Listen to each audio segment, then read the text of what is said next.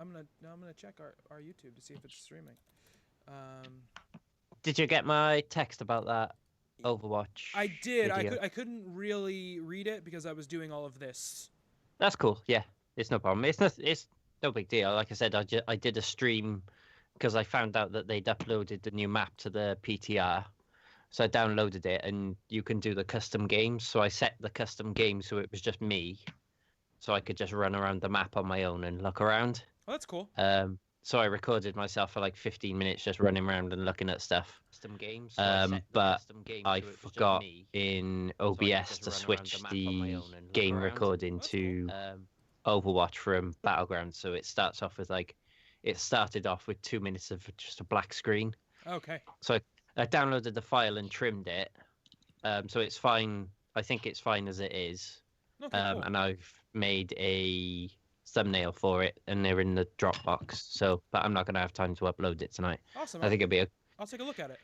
Yeah, it'll be a cool thing to have on our YouTube nice and early, because I can imagine many things have got little run-throughs of it like that so far. Totally.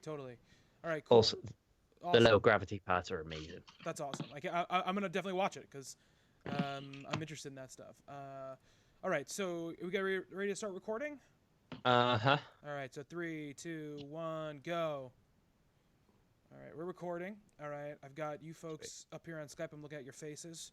We're also live streaming, so Yay. yeah. I've knocked my mic level down a little bit this time because it was a bit poppy last time, wasn't it? Yes, it was. It was that for sure. Hold on a second here. I'll keep an eye on my levels. Yeah, but I think it's okay. You better, Huw. I know I'll be you. Really pissed at you if you don't. You know that I'll get really angry at you. Is my sound okay? Because I couldn't find my Your pop filter? You're okay. Yeah. Right? Yeah, you're fine. You sound fine. Yeah, you sound okay. Fine. Yeah. Just watch your P's and Q's. Yeah. Okay. Cool. All right. We should be good. Okay. Oh, I don't know how well this live stream thing is going to work because I'm using OBS to do it, and I've never done that before for this, but we'll see how it goes. What do we got? What is tomorrow? Tomorrow is June 1st. Oh, wow. Okay. All right. Yeah. Nearly half the year gone already. I know. All right. Hello, everybody. It is June 1st, 2017, and you're listening to the Talking Games podcast. I'm Bobby Shortle, and I'm here with Kelsey Lavati. Hello. And Mr. Huw Perry. I'm back. Yes, much to our chagrin, Huw has returned. I just did something to... Okay. Oh, I can switch you guys myself. Ha ha ha ha. There we go. I wanted the double, though. Here we go. All right, yes, we're trying a new live streaming setup. So if it's going horribly, I apologize to everyone who's watching. We're trying new things since, for some reason, Google Hangouts destroys Hugh's microphone levels absolutely and completely. Properly foobars them. It does. So, yeah, we're trying some new stuff. But, yeah, we're back here for another Talking Games podcast. I've got a lot of Battlegrounds to talk about and not a lot much else. But we have some stuff to get into here for sure. It's going to be a little bit of a shorter show because we started a little late because Long Island traffic was abysmal and terrible as it normally is. It took me an hour to get home, which it's supposed to take me a half an hour. So grim. That's all wonderful stuff. I'm getting up my our little sheet here. No drunk drivers crashing this time on your way home? No, not like our time, Huw. Huw and I driving home from the train station from Comic-Con when he was visiting one time. We were driving on the road and I was like, oh, this person's driving a little weird, and they were kind of swerving back and forth. And one time they swerved and they just kept going and they went into the woods on the side of the road. Yeah. And we kind of drove in shock for about 2 to 3 minutes. Yeah, you were like, shall I call the police? I was like, yeah, I think probably so. Your reaction was brilliant. You were like, oh my God. Holy fucking shit.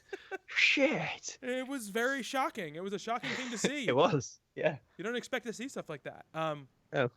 Not at all. But no drunk drivers, just normal terrible Long Island traffic. And these, I don't know what face Kelsey was just making, but that was very interesting. I was scratching my eye. Okay. So Kelsey, you weren't here last week. How have you been? How's school going? It's going pretty well, actually. Like my classes are science fiction and graphic novel, so it makes it easier to have an intensive. But it's still pretty hard. It's like at least 2 books a week, so it's sort of catching up on me right now. And essays are coming up, so I'm getting very nervous. So, are you nervous just because it's the end and you always get nervous? I mean, because you think you got your shit together, Kelsey. Thank you very much. That's a beautiful compliment. Because I don't feel like I do. I was gonna say that's easy to say from an outside perspective. Oh yeah, totally. Yes, absolutely. But I get to be an outsider in this situation, so I'll go with it for sure. What essay are you the most scared of, Kelsey? To be honest, I didn't look at my science fiction class one because it's due like the end of June, so I'm like, I have time for that. But my graphic novel one's due next week, and it's on. It's like, what do the Watchmen represent? Well, there's a bunch of questions, but that's the one I chose. Okay. And I'm gonna discuss how they each represent a different philosophy, and how because of that it leads to their downfall as a unit, and then because of that it leads to spoiler Adrian's optimistic view on his diabolical plan. Okay. I guess that's the main thesis. I just have to write it. Okay. That's an important part. It's an important part of the equation for sure. So I'm pretty nervous about it because I know it's going to be a lot to break down. Mm-hmm. I get it. Discuss like traditional superhero, critique of traditional superhero, how they're all philosophies. No, and then eventually like. You got this, Kelsey. You got it. You got it. Thank you. You got this. Yeah, I mean, I do not miss having to do that stuff at all. I did really like school. I really loved school, but I do not miss that part of it.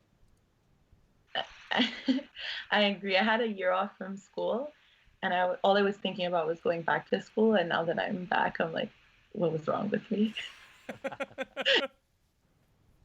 never went to university, so Huw, straight into horrible work. you're sounding a little bit low now. Am I? Yeah. I don't know why, but you're sounding very low. That's weird. Now you're good. Now you're back. Okay. Now you're back. I bumped myself up a little bit. Okay. Yeah. Perfect. So forget about this school stuff. Who needs it, right? What are we playing as far as games go? Kelsey, I know what Huw and I are going to talk about. Have you had a chance to play anything in this lead up to your exams? Just Injustice. Just Injustice. So last time we talked a couple weeks ago, you'd only really played like tutorial stuff. How are you feeling now? I really liked it. I was listening to the discussion that you guys had last week on it, and I really liked it. I wrote notes. I wasn't prepared, so I have to open them. So I found the plot to be well written and interesting. I understood, like, when you said that sometimes the fight scenes like appeared randomly. Mm-hmm. I was like, oh yeah, that is true. But like when I was playing, I didn't really notice. I think I was just so excited to. Yeah, it's a bit like a Western in to that play respect. it. Yeah. Someone looks at someone a bit strange and they're like, what the fuck are you looking at? Let's have a fight. Exactly. But I didn't notice until like Bobby brought that up, and I was like, oh yeah, that is kind of weird. I'm good at damaging people's opinions of things, Kelsey. Yeah, it was all like A+. I loved it. But I love Supergirl. She's such a precious little cinnamon bun. And she was my favorite character. I was so happy. Especially like when you see her at first, she's behind the rock. Oh my god, she was so cute. And oh, my phone closed. And so good. I like the fighting mechanics, and I think that if you like fighting games in general, then you'll love the game. Like I think it's pretty standard. I think NetherRealm did a great job with the facial animation, and I've said this a lot, like when discussing my chair's moving, when discussing the game with people. Like I think the facial animation was mind blowing. I was so impressed. Yeah, Like it is really good. the scene that I always bring up is like when Black Canary, Harley Quinn, Green. Green Arrow. It's Green Arrow, right? That's with them. Them yeah. three. Yes, Yeah, yes. exactly.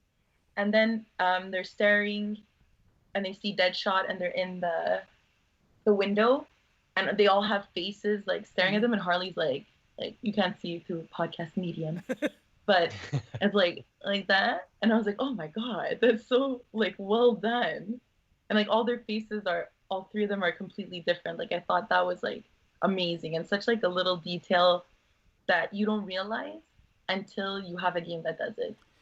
Yeah, totally. The facial animations are amazing in that game. Yeah, They're absolutely insane. amazing in that game. It's unbelievable how they're able to capture that stuff, and especially because in the lead up to the game, when they were showing early trailers, one of the things that was most like harped upon was how bad the faces looked in the early trailers.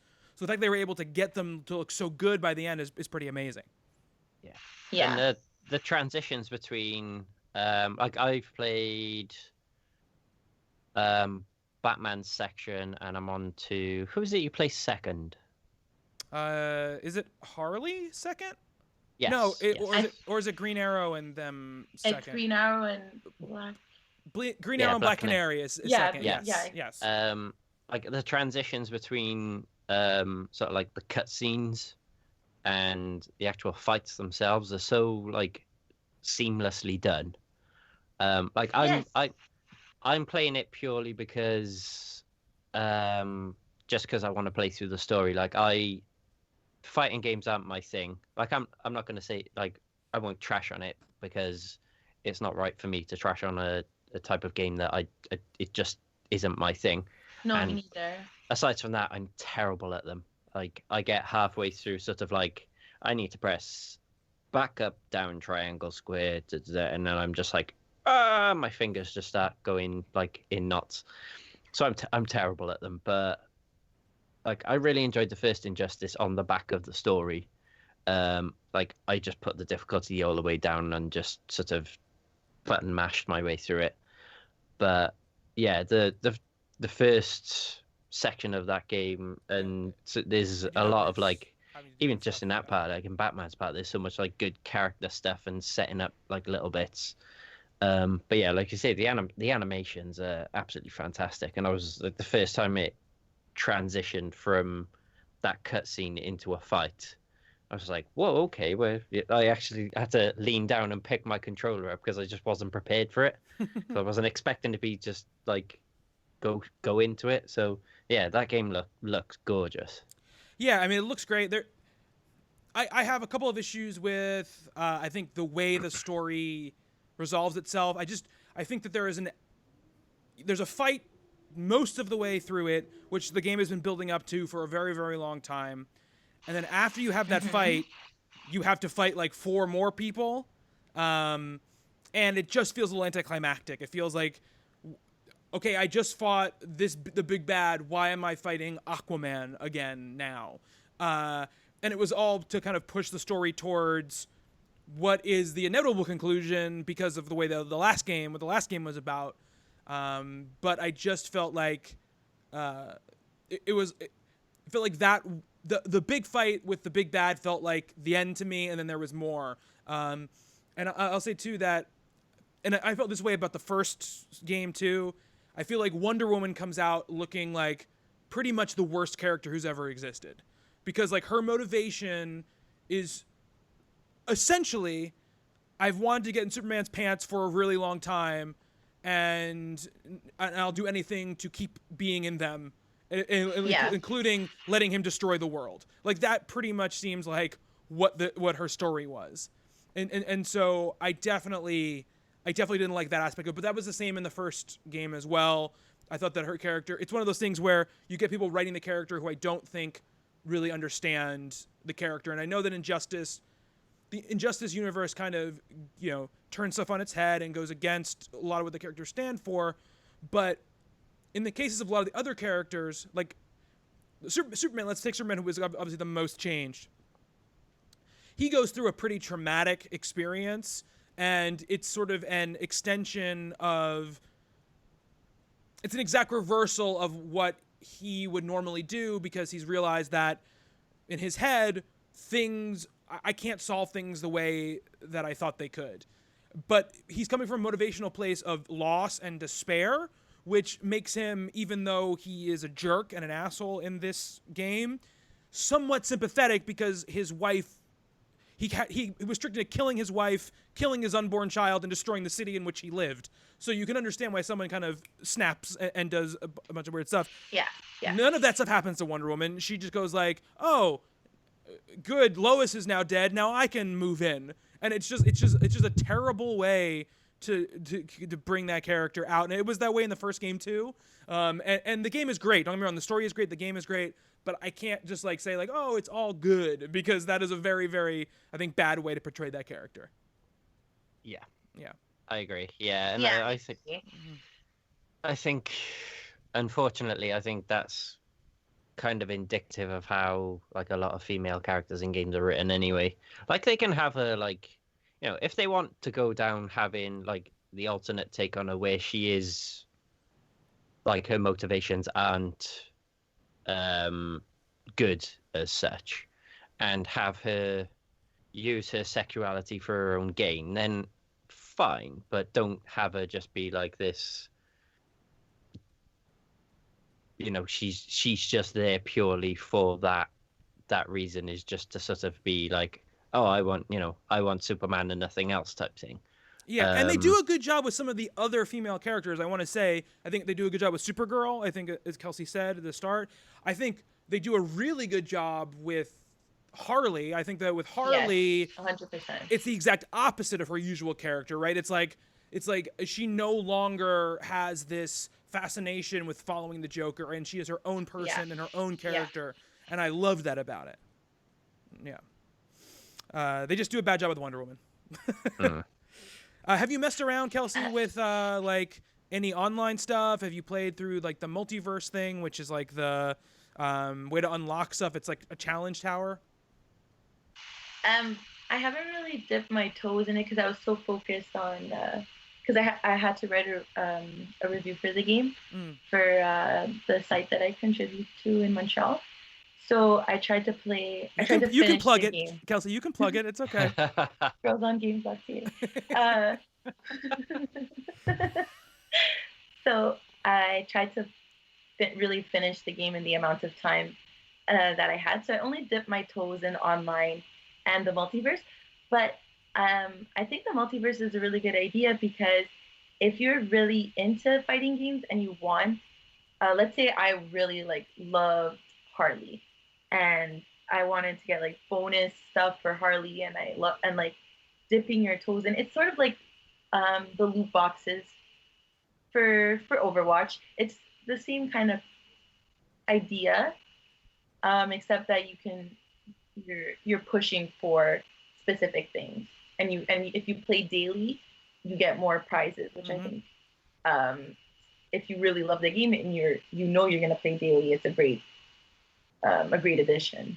Yeah, absolutely. That's cool. They've done a very good job with reasons to play the game outside of the story that don't force you into competitive multiplayer where you might not have a lot of fun. So they do a really good job with that, I think. My thing is like Huw said, I'm coming to Injustice purely for the story and the comic book nature of it. Yeah, same. Nothing else, So for me, it's that stuff is really cool, and in theory, I love it, but I'm probably not going to go back to it much since I beat the story. So yeah, that's my plan. That's where I am right now, I can see that the multiverse is a great addition, but it's just not one that, like, we were just talking about this the other week, how I hate long games. And like, I personally, maybe once in a while just to see what I could get and stuff like that, but other than that, I think it's more for people who maybe this is like their game of, let's say, for 2 months, and that's what they'll play for 2 months. But like, for me or for us, like, we're trying different things all the time. Yeah. So to utilize the extra content sometimes isn't something that I can do. I actually wanted to talk about something though, how you found the defense. Like, because, like being defensive in matches, you mean? yeah. Okay. Yeah. Because I found like defensive moves were okay. I was able to block them. But my one specific problem that I had, and this was like in the training at the beginning with Batman and Superman, and even throughout the game, it was like escaping grabs. I forgot what they were, or throws. Mm-hmm. Like they're coming in to throw you and you have to like escape. I found like super difficult, and I talked to one of my friends who's really into the Injustice games, and he was saying that he found it difficult as well. Because at first I was like, oh, it's probably just because I suck at fighting games, so that's my logic. You know, I went right there. I was like, oh, I'm horrible. That's why. But then someone else said, no, like he found the same issues. So I was wondering if you found the same issues as well. Yeah. Sorry, go ahead, Huw. Go ahead. There was a few things in the tutorial that I had to skip because I was trying them repeatedly and I just couldn't do them. Like, it was weird because it would show you the like at first, and you do it straight away, and you're like, oh, okay, that's fine. And then when it came to like, now do this 3 times, no fucking way. Like, it just got like, I just had so much trouble. Like, and I can understand it. They don't want to make it too easy to do those things. Otherwise, matches will just end up with 2 people doing it to each other, and it'll end up with like deadlock. But like I said, there was some. It could just be like, I thought it was just me being terrible at fighting games. But I found it so frustrating, and I was so glad you could actually skip parts of the tutorial. Otherwise, I would still be in it right now. So yeah. Yeah, I agree. I mean, I think that, look, like you said, I'm terrible at fighting games, specifically the defensive aspects of them. You know, like I'm pretty good at executing certain moves at certain times, but I'm really bad at chaining together really good combos, and I'm bad at doing anything but blocking and getting lucky with even the direction in which I'm blocking. Because, you know, there's high block, low block, and those will block different things. Throws, nothing can block a throw, but you can get out of a throw by burning some meter and doing like a meter burn to get out of it. I'm just very bad at that stuff, and I never really take the time to learn that stuff in any sort of, real way. Because I'm always just trying to get my meter up to the top so I can do the crazy super move and hopefully win. So I'm, that's why I don't take these games into into anything more than just mainly their single player, where, I can pretty much reliably beat the AI in 1 or 2 chances. That's basically my deal. Yeah. Same. Yeah. And I mean, that kind of in an interesting way leads into what I want to talk about this week, but it will roll right into the other games that we've been playing, specifically Battlegrounds, which is that, how we play games, especially with us, because we play a lot of games and we're trying to play a lot of games to see as much stuff as we possibly can. So I don't think any of us spend a ton of time trying to get really good at any particular game. For my part, like, I get as good at a game as playing it as much as I play it will get me. So, like, I think that I am mediocre, but not the worst at console Overwatch. This past weekend proved that Huw and I are both the worst at PC Overwatch. For 100% for sure. But a console Overwatch, I'm okay at it. Like I can hold my own. I'm never the reason my team would lose a match, right? That's pretty much, and I've gotten there just because I've played it a lot, right? But no, I don't like think up strategies or look up what's going on. So I never do that, right? For me, with Battlegrounds though, and same thing with Injustice. Like I'm just playing Injustice to play through the story. It's even less than something like Overwatch because I'm not going to play it enough to even get decent at it enough to be not bad at it, right? I'm going to be bad at Injustice or any other fighting game of its kind. But Battlegrounds, which you and I have both been playing quite a bit together, a lot of it together, which has been a lot of fun. Is a game that I want to be better at. Like I play it, and every time I play it, I think, okay, what did I do in this match wrong? What did I do right? And how can I be better if I get in that situation again? Like every time I die, I go, okay, what was about the situation that I died? Was I just running in an open field for too long of a time? And that's why, like, I just got in a bad situation. In that game, you can get in a bad situation, and you have to do a lot of running across open fields to get to the safe area. And in that case, like, there's not much you can really do, if you haven't planned it out correctly. And then that's the strategy in itself. Like, don't get to a point where you have to be running for 2 straight minutes, just to not get hit by the blue wall and start taking damage. Like I did earlier. Yes, you did that earlier on your stream, but we've all done it. Like I've done it a ton of times. And so I think, okay, when do I need to start moving to make sure that doesn't happen? But there's also a threshold where you don't want to start moving too early because you don't want to be in that first wave of people to move because there's going to be people who are waiting for you to move. So you got to figure out the right way to go. How do you use cover? How do you not use cover? And then the situations where you do get in a firefight and you go, okay, this person, I should have had the drop on them, but somehow they got the drop on me. What did I do wrong? Was I too aggressive? Was I not aggressive enough? Was I trying to use the wrong weapon at the wrong time? What should I have done there? And I think that every time I play, I'm constantly thinking about that stuff, and I want to look at how good people are playing the game to see what I can pick up from those people to get better at the game. And that's sort of a new experience for me. I think the last time I felt that way was probably Super Smash Brothers, where I was playing with friends a lot and I didn't want to lose all the time. So I was like, okay, I need to get better at this game so I can push it and be better. So that's how I'm playing Battlegrounds.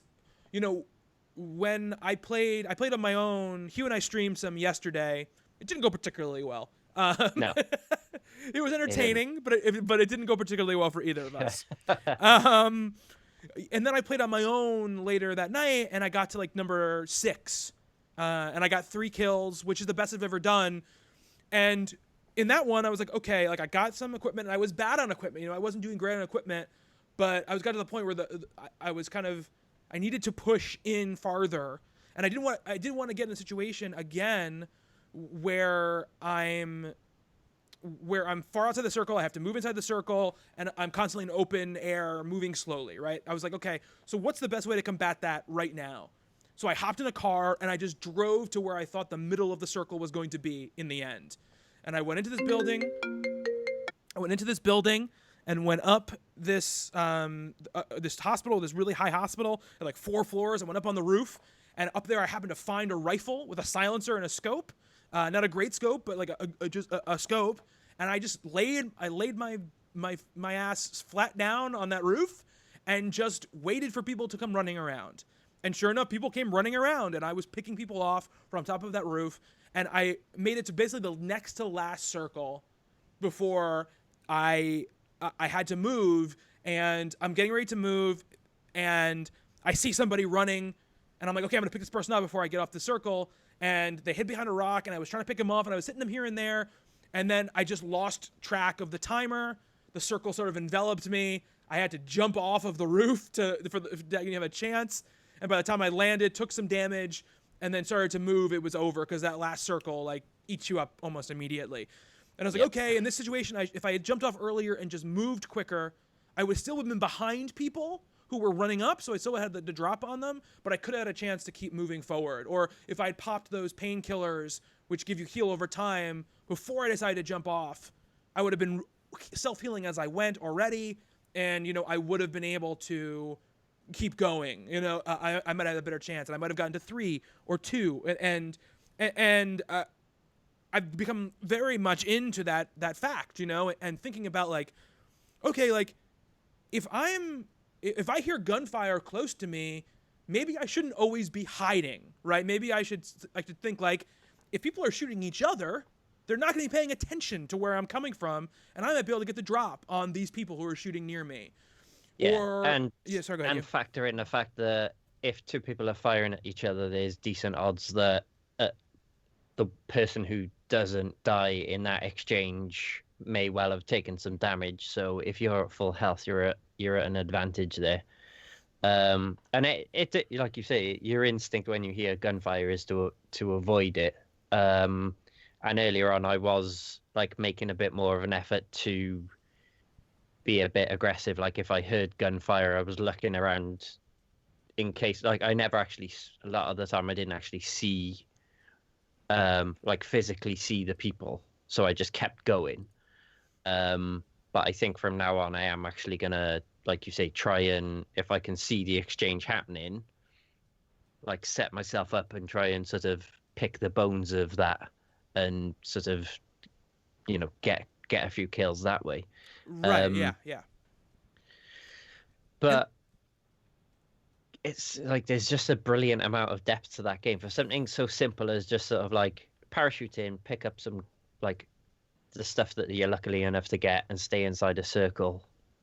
Like that is the basis of the game, but there's so much like to think about in it. But like you say, it's that learning curve is what keeps you coming back. And I want to learn it. That's the thing too. Like there are plenty of games that have like interesting learning curves and are easy to sort of get into, but very hard to get better at. But for some reason, this game is one that I actually really want to get better at. And I'm not sure exactly what it is. I think it's part of like the zeitgeist of it's so popular right now, and all these like people who I follow in the games journalism world are playing it constantly, so it's sort of always in my mind. But like for instance, you were streaming today, and there was like there was a guy running up. You were behind a wall, like behind a waist high wall. You were crouched down, Yeah. and there's a guy running up, and you did exactly probably what I would have done in that situation if I was playing, right? Which was that I was like, okay, I'm just gonna hope he doesn't see me, and when he gets close to me, I'm gonna unload on him, right? But the happened is he might have seen you, he might not have seen you, but when he got into your view, he forced you almost to react to him, right? Because once he saw you, he was close to you, he unloaded on you, right? Whereas if you had picked him off farther away, you might have had a chance to have the drop on him. Yeah, and the stupid thing is, in that situation, if I had stood upright and found like a gap in the wall, because there's like the walls are broken in places, I could have easily had like 2/3 of my body covered and been shooting at him from that cover, and at least put some damage on him before he got to me. And I did think to myself, I was like, I should have gone for him as soon as I saw him and started firing at him, because I can't remember exactly. I think he shot me with a rifle, but I think I had a better gun with like at the range I would have had when I first saw him. Right, yeah. So, it's that sort of that momentary decision making where you're like, you've got to consider the factors around you. Like I said, that I had some cover there, and I waited until he was inside that cover, which was a complete mistake on my part.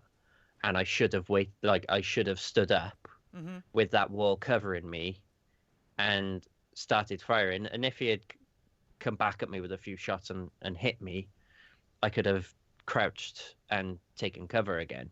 So it's just things like that. Like you say, every time you play it, stuff happens where you're like, okay, I did this wrong. Next time I need to be aware of that. Like earlier on when I was playing, I went into a house and I could hear someone up on the roof.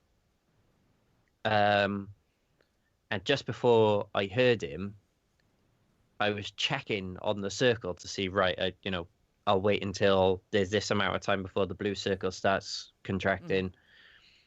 and then I'll start moving. But then as soon as I heard this guy, I just came completely engrossed in like that guy being there and getting into a firefight with him.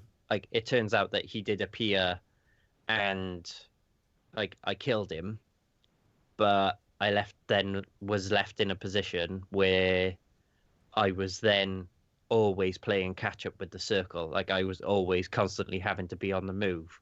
And I got lucky. I managed to stay alive for a fair bit longer. I think that was the game where I was just like running towards a hut. Yeah, and somebody just out sniped of you. nowhere, it was Yeah. just like blam, and I was just like, fuck. Because I honestly said I was thinking, oh, if I get in this hut, because it was right on the edge of the circle. Yeah. I was thinking, if I get in this hut, because the next circle's like not going to be too far away from where I am, I'm set. I thought I could have probably got into I think I should have got into the top 10 in that game. Yeah.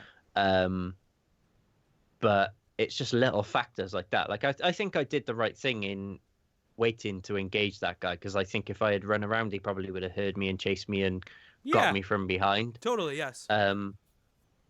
But then like one thing you do then leads to your decision making having to take in other factors. Mm-hmm. And like it's an incredibly exciting game as well. Like when you're playing it, you are like your heart rate just shoots through the friggin' roof, and you're just like I think a lot of it as well. Like say, like going back on when that guy I was covered behind that wall, and I waited for that guy to come through. Like I'm still getting to grips with mouse and keyboard, which is part of the reason why I'm so bad at Overwatch on PC, but yes, fairly decent on console. And I just like I think I was behind the wall with. I think maybe I can't remember whether I had a shotgun or. I think I had an assault rifle actually. You had an assault rifle with like a holographic scope or something. Yes. Yeah. So, strictly speaking, if I had hit him with 2 bursts from that, I should have killed him. But I think I hit him with maybe like half of one burst and whiffed on the other, and he just blasted me and took me down. So, like being mindful of just staying calm is a factor as well. Like you can't just absolutely, like yes. shoot your hand across the mouse map, because you'll just end up firing like past them as opposed to at them. So it's brilliant. Like I just it's such a like it's just an intriguing game. You just want to get back, like after every round you want to get back into it and see what you can find and who you come up against, and sort of try out new things and like new tactics and stuff. And it's just, I don't know, like you say, is at the moment it is a very popular game, so there is that thing where like a lot of people are playing it and you want to play it too. But I think even if there wasn't quite as much buzz around it anyway, I probably still would really enjoy it, because I just love that, like I said, A, about the learning curve, B, that whole like tension when you're playing it, and just like playing it with somebody as well is like, I think that heightens the tension even more. It definitely does. Because when you're like, oh my fuck, footsteps, and you're like, where the? Oh, sorry, that's my teammate footsteps clomping around next to me when we're trying to be quiet and listen for somebody going up. You stop moving, for God's sake. But Huw and I did this thing, right? Which our tactic was correct, but our execution was bad, right? Where we happened to just be right in the middle of the circle. We were in a house in the middle of the circle, and basically we're like, we're just gonna stay here. Like we have pretty good guns. Like we're gonna. This room has only one way into it. We're gonna sit here and we're gonna do it. And eventually somebody came, and like we were both just a little too far away from the door with like the wrong guns, and we just didn't do it. We just died. Where if like I had been right behind the door with a shotgun and he had been like in front of the door with a rifle, we probably would have taken them out, you know? Or as soon as that door opened, if we had thrown a grenade like into that door, we would have been like, we probably would have been good. But again, you learn from it. You go, okay, what did we do wrong here? Now we can change it. What I'm very curious about is, I mean, when this eventually comes to console, because they've already said it's going to come to console. Mm-hmm. They've kind of said they're not going to bring it until it's out of early access because they want it to be polished by the time it's on a console. That might be a little different for Xbox. Xbox has like a early access program called Game Preview, so they might bring it there first. But what I'm curious about is what's going to be the first big publisher and developer to do this, in a game or as its own game. Yeah, to get on the like battle royale type thing, because like on PC, like I've heard about like King of the Kill, which we played a little bit of, which we did, which was a shit show. It was a shit show, yeah. That's not a slight on the game. The game itself seems quite fun, but it's laggy as hell. We had server issues and so on and so forth. Yeah, it was just we basically couldn't play together, so it was tough to play. It's basically the same game as Battlegrounds with just some slight differences. Yeah, it's a bit more over the top. Yes. But yeah, I think that's been popular for a while, and Battlegrounds just seems to have just exploded as well. My guess is Ubisoft. That's my guess, is Ubisoft. Yeah, it's just that bit more refined, and I think there's a lot more propensity to give you like the way to sort of adapt your own playstyle, whereas I get the impression with H1Z1 it's a bit more just sort of like shooty, kill. Yeah, I mean, I bet there's a lot of we didn't play it very much. I mean, I'm sure there's a lot of nuance to that game as well, but what the differences are and how they go, I don't know. But Battlegrounds is definitely, because you don't have to craft anything, because it's a very simplified version of one of those games. It's very easy to get into, and I think when it eventually does come to console, I think it's going to attract a ton of people who wouldn't normally play a game like that, because I'm not the kind of person who would normally play a game like that, and I'm in love with it. So, that's been taking up most of my time. I played a little bit of the ARMS Global Test Punch that was this past weekend. I missed all of that. I was quite disappointed. I played about an hour. I got into one of the play sessions. The game seems really cool. Justin could probably speak to it more next week when he's on, because he played a bunch more than I did. He played like almost, I think he ended up playing like 4 or 5 hours of it. Oh, nice. But I didn't use motion controls either, but the character designs are awesome. Like the personality is totally there. It's got that very new Nintendo like Splatoon type attitude and feeling to it, which is cool. Awesome. It's a lot of depth, actually, the mechanics with the arms and the different arms and how they go together and what you can do with them. And there's like 3,500 combinations or something. Yeah, by the time you unlock everything, yeah. It was multiplayer only. Obviously, it was their party mode, so basically it just like throws you into a lobby with a bunch of different people, and then just kind of like moves you guys from mode to mode as you're going along. So there was like 1v1, there was 1v1v1, there was 2v2, there was their weird sports mode stuff, like there was like the volleyball game and the basketball game where you dunk your opponent and stuff like that. So I think that game's going to be pretty cool. I don't know what the single-player component's going to be. I don't think they've really shown off or talked about that at all. But it has a lot of personality, has a lot of quirk, and I think it'll be a fun game to play with people online for sure. And that's really it. That's the thing I've been playing. Huw, you played a little more Dead Cells, right?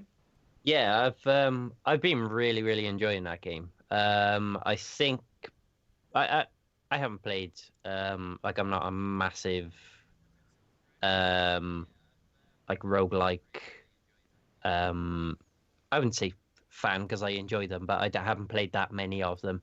But in terms of roguelike games that I've played since Rogue's Legacy, I think this is shaping up to be the most enjoyable. It does share a lot of comparisons, like the levels. I don't think they change in terms of how procedural they are as much as Rogue's Legacy, but they do. Their format changes after every death. And I do think the one thing that I think lets it down a little bit compared to Rogue Legacy is I don't think you feel like you're making quite as much progress every time you have a run in it as you do in Rogue Legacy. Like every time you play that game, it feels like the next time you're unlocking new stuff, you become more powerful, and you get that bit further every time. Whereas in this, I think I've hit like each area has what it calls elites. So you kill like I think there's 2 elites in each area. You kill one, which is like a lower level elite, and you'll get like an item like an upgraded weapon or something like that. The second elite you kill, you get like these runes. So if you remember when you were playing Bobby, there's like those weird like coffin shaped things, and it says Yeah. when you run past them like rub. Mm-hmm.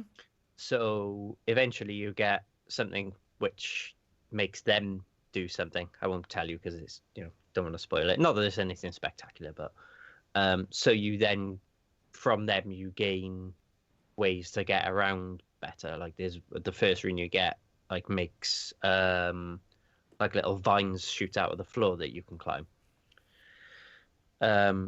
So I've gone through 3 areas, and I think I've just got to the point where I've found like the first big boss, and I got absolutely trashed by it. And the basis of the game like is you go around as you're killing enemies. You not every enemy drops them, but you pick up these things called cells. And as you move from one area to the next, there's always like a safe area where you stop off. You invest the cells that you've got in upgrades, so you can either unlock new weapons altogether, or you can upgrade what you've got. And also, sometimes when you go around, enemies drop blueprints for new weapons. But you only keep those blueprints if you get to one of those safe areas and give them to the dude who you invest your cells with. And then there's another room then where you heal up, and then you carry on. But when you die, you go back to the start.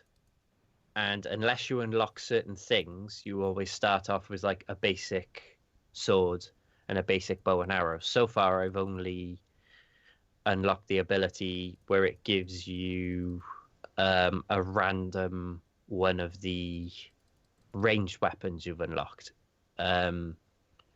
So you can sort of start off with better weapons. I think that's where it falls short a little bit against Rogue Legacy. Like you're always starting your run with like weapons up, and not necessarily at the power, because you still come up against like lower level enemies in the first area, but you don't feel like you can get through the areas you've been in as quickly because you're not like as powerful. But that being said, I'm really, really enjoying it. Like anyone who likes roguelike games, get it. It's cheap. I think it was £7 on Steam, so probably maybe like $9-10 in the States. And I think I've already put about 11 hours into it. And if I've only hit the first boss after 11 hours, there's, I'm not sure how big the game is, but I'm guessing there's, a good chunk of it left to play. I also had a quick go on another roguelike called Badass Hero, which I only played about half an hour of it. It felt a bit weird because the controls in that, whereas like Dead Cells is just straight up like controller support, the controls in Badass Hero are keyboard and mouse. So where you're aiming is controlled by the mouse, and you're moving with WASD, which feels a bit awkward. So I'm going to have to play it a bit more and get used to it. But it's very cool. Like the levels are done as if you're moving from like panel to panel on a comic book page. And I think every time you die, every time you kill an enemy, you pick up like ink, and you can invest the ink in like unlocking upgrades. So I think in terms of like a skill tree and upgrades, I think that might have what Dead Cells doesn't in terms of like making you feel like you're progressing and getting more powerful after every run. But I'm gonna have to play some more of it for that. So yeah, a bit of a roguelike binge for me right now. I think that's the simultaneous benefit and drawback of having Steam. Yes, you get into a lot of trouble. Yeah, I buy like every humble bundle, and so I have like 7,000 games that and about 4,000 of them I don't even know what they are. They just came in the Humble Bundle. I need to like create folders in my Steam to like know these are the games that I'm really interested in playing. These are the ones I have no idea what they are. Blah blah whatever. But yeah, and the summer sale is coming up pretty soon, a couple weeks from now, and that's gonna be a thing. It's definitely gonna be a thing. Excited to see what's on there though. The Grand Theft Auto 5 is always on it, but it's always like, oh, now it's only $54 and not $59. So there's that. I saw a sale. I'm sure I saw it on Steam recently. It was down as low as, I think it was £25. Okay, well that's probably what's that like $40 here? Probably not that much right now. Oh, Probably, that's true. I would say probably maybe $30 possibly. Okay. So yeah, hopefully it'll be because I wouldn't mind getting that because there's some fun things on GTA 5 on the PC that I want to get involved in because there's that. I think you've got to apply to join it, but there's an actual like a server that you can join on GTA where you can role play. Yeah, I know, it's crazy. So it like procedurally generates you a character and you give them a name and then you just basically like role play as that character and it just looks like really good fun. That's cool. That's very, very cool.